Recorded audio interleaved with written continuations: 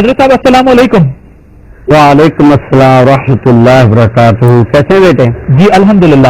حضرت ہم یہ سمجھنا چاہ رہے ہیں کہ ایک تو واقعہ کربلا جو ہے وہ بیان کیا جائے، اور واقعہ کربلا بیان کرنے کے علاوہ جو اس کا پیغام ہے وہ اصل پیغام بھی جو ہے وہ آپ ہمیں بتائیں. اور سب سے اہم بات یہ کہ کیا اس پیغام پر ہم اس وقت کاربن ہیں یا بیجا اور فضول بحث اور مباحثوں میں مبتلا ہیں، مذہب سے متعلق بھی اور قوم اور وطن سے متعلق بھی؟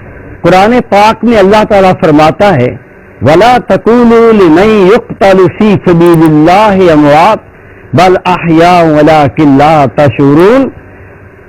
جو اللہ کی راہ میں مارے جائیں ان کو مردہ نہ کہو، جو اللہ کی راہ میں قتل ہو جائیں انہیں مردہ نہ کہو بلکہ وہ زندہ ہیں اور تمہیں اس کا شعور نہیں. واقعہ کربلا، اس کے بارے میں تھوڑی روشنی ڈالنے کی کوشش کروں گا. ہر دور میں، ہر زمانے میں اللہ کے نام پر لوگوں نے اپنی جانیں قربان کی، اپنے مال قربان کیے، اپنی اولاد کو قربان کیا.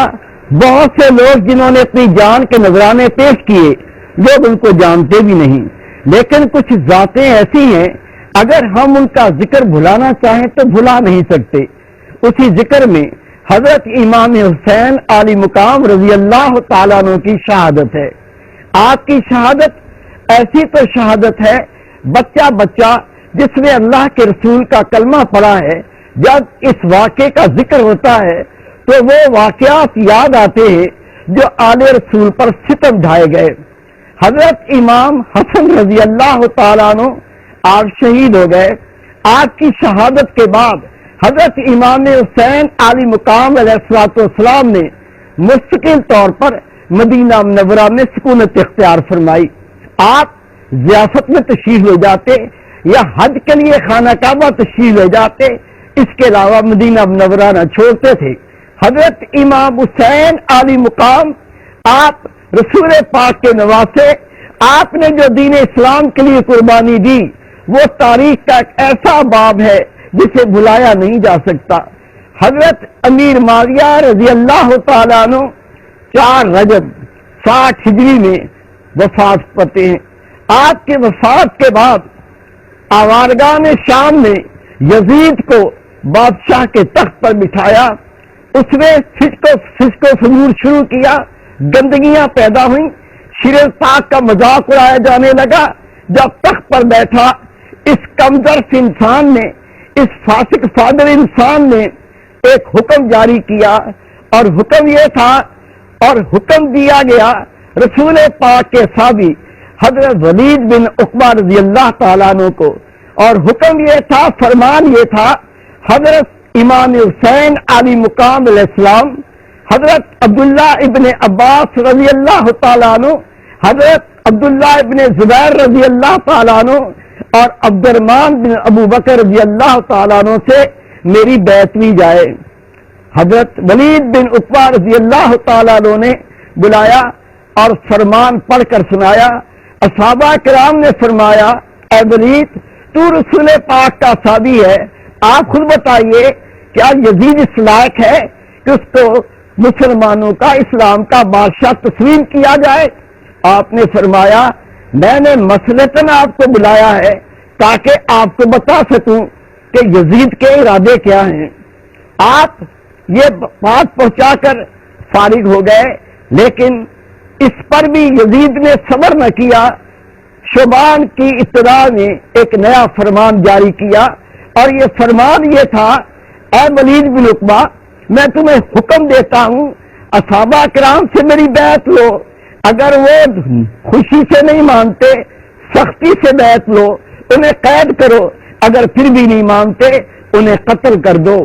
یہ بات سن کر حضرت ولید بن عقبہ رضی اللہ تعالیٰ عنہ جلال میں آ گئے، اٹھ کے کھڑے ہو گئے، اور آپ نے فرمایا میں تجھے دین اسلام کا بادشاہ تسلیم نہیں کرتا، پھر میں ان سے تیری بیعت کس طرح لوں؟ یہ کہنا تھا. اسی مجلس میں مروان بیٹھا ہوا تھا، اس نے کمینگی کی انتہا کی اور خفیہ طور پر یزید کو خط لکھا، اور یہ بھی تحریر فرما دیا، اور یہ بھی لکھ دیا گیا کہ حضرت ولید بن عقبہ رضی اللہ تعالیٰ عنہ نے یہ بھی فرمایا ہے یزید کو یہ اطلاع پہنچنی تھی. آپس میں رات کو صحابہ کرام نے مشورہ کیا ہمیں ایک مقام پر نہیں رہنا چاہیے, ہمیں منتشر ہو جانا چاہیے, اور اس کا عمل اس طرح سے ہوا.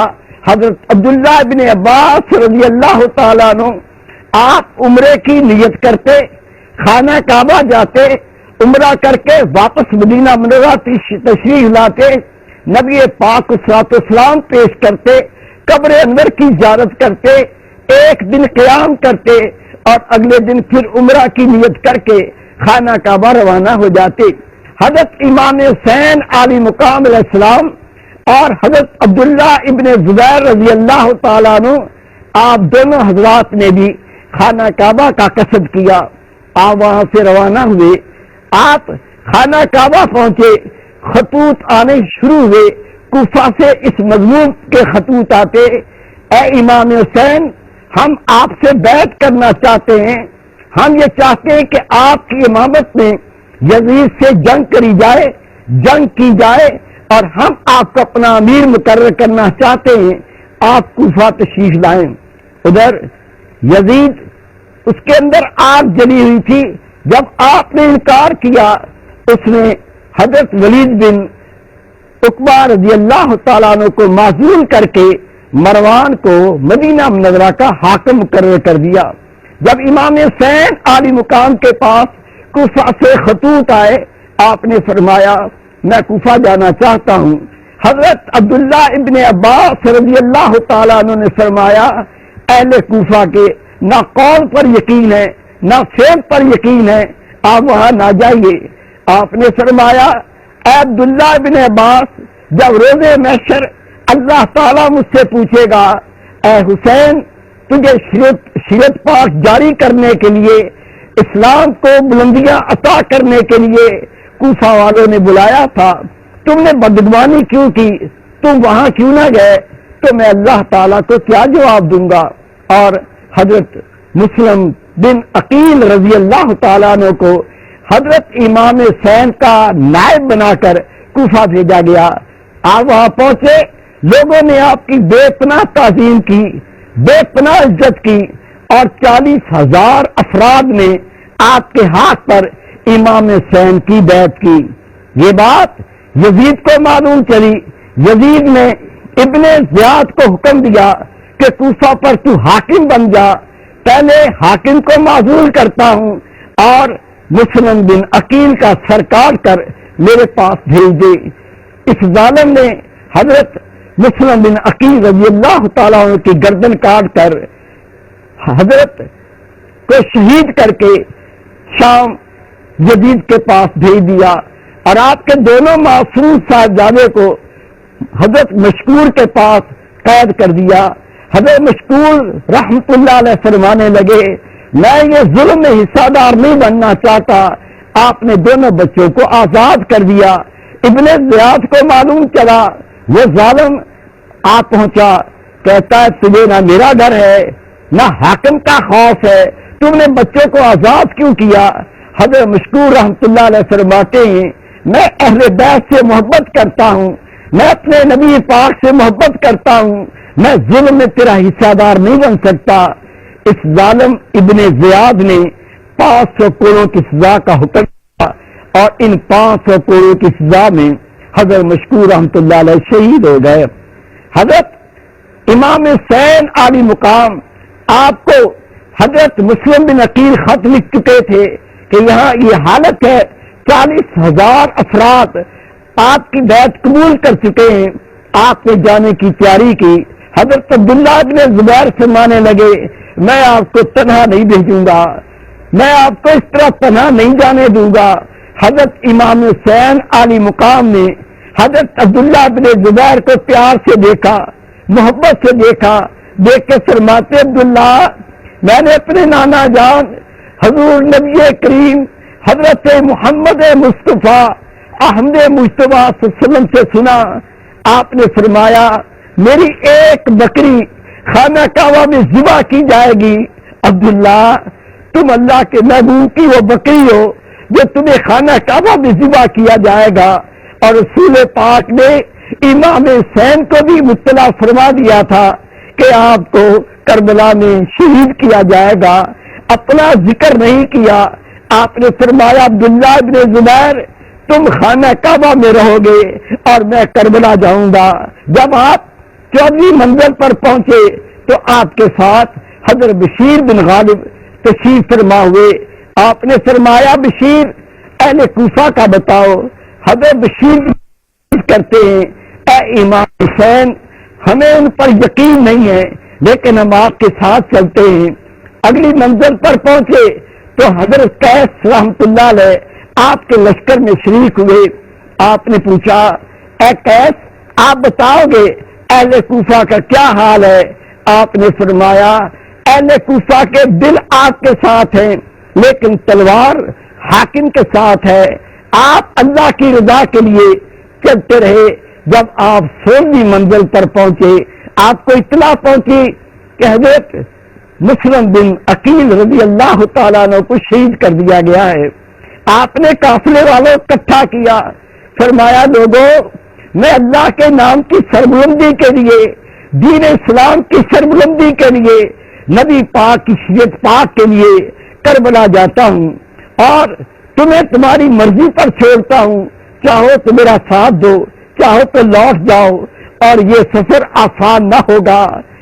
لوگ سمجھ گئے رسول پاک کی پہلے بشارتیں موجود تھی. لوگ چھٹنے لگے، کم ہونے لگے اور جب امام حسین عالی مقام 27ویں منزل پر پہنچے آپ کے ساتھ صرف 72 افراد تھے. آپ پوچھتے لوگوں کیا بتاؤ گے یہ منزل کیا ہے، اس زمین کا کیا نام ہے؟ ایک شخص نے کہا یا امام اس زمین کو ماریا کہتے ہیں. آپ نے فرمایا کوئی اور نام بھی ہے؟ ایک اور شخص عرض کرتا ہے یا حسین اس زمین کو کربلا بھی کہتے ہیں. آپ نے سر اوپر اٹھایا، آسمان کو دیکھا، کہا الحمدللہ یا اللہ تیرا بندہ حاضر ہے، یا اللہ تیرا بندہ حاضر ہے. میں اپنے نانا جان کی دین کی بلندی کے لیے، اسلام کی سربلندی کے لیے حاضر ہوں. یہ کربلا کا مقام تھا. حضرت امام حسین عالی مقام میں فرات کے کنارے پر خیمے نصب کیے. آپ وہاں موجود تھے. ابن زیاد نے ابن سعد کو بھیجا اور وہ 1000 کا لشکر لے کر آ کے سامنے کھڑا ہوا. ابن زیاد نے پیغام بھیجا یا تو یزید کی بیعت کر لو، اگر بیعت نہیں کرتے تو جنگ کے لیے تیار ہو جاؤ. آپ نے پیغام کا پرچہ اچھال دیا، فرمایا میں تیری کسی بات کا جواب نہیں دیتا، ظالم کا ماتحت بھی ظالم ہوتا ہے. اب یہ وہ واقعات ہیں جو اتنے درد بھرے ہیں. اہل بیت کے ساتھ امام حسین موجود ہیں. آپ کو یہ کہا جا رہا ہے کہ یزید کی بیعت کرو. یزید کون تھا؟ فاسق و فاجر. یزید کون تھا؟ شرابی. یزید کون تھا؟ نبی پاک کے دین کا مذاق اڑانے والا. یہاں آپ نے کیا شان دکھائی؟ سرداد نہ داد دست در دست یزید حقا کہ لا الہ الا حسین. آپ نے اپنا سر دینا منظور کیا لیکن یزید کے ہاتھ میں ہاتھ دینا پسند نہ کیا. یہ تھا وہ حق جو اللہ کی طرف سے آیا تھا، نبی پاک تک پہنچا تھا، اور اس حق کی رکھوالی کے لیے آج امام حسین عالی مقام ان کے سامنے سینہ سپر تھے. آپ نے اس کی بیعت سے انکار کیا، یہاں تک کہ 7 محرم حرام کو آپ پر پانی بند کر دیا گیا. جب 9 محرم کا دن آیا ابن زید نے تنبیہ کی میں مزید صبر نہیں کر سکتا، یا اس سے بیعت لے لو. ابن سعد سستی چھوڑ دو یا پھر اس کا سر قلم کر کے یزید کے دربار میں پہنچا دو. آپ نے مقابلہ کیا، سارا کنبہ شہید کرا دیا. بس ایک مقصد تھا، وہ مقصد اللہ کے دین کی سربلندی اور میرے آقا کی شریعت پاک پر عمل کرنا اور کروانا. آج ہم محبت کا دعویٰ کرتے ہیں، خدا کی قسم ہم کہتے ہیں اہل بیت کے ہم عاشق ہیں. اپنی زندگی دیکھ لیں، ہم قرآن پاک کے تارک ہیں، ہم نبی پاک کی شریعت پاک سے بہت دور ہیں. یہ محبت، یہ لفاظیاں کام نہیں آئیں گی.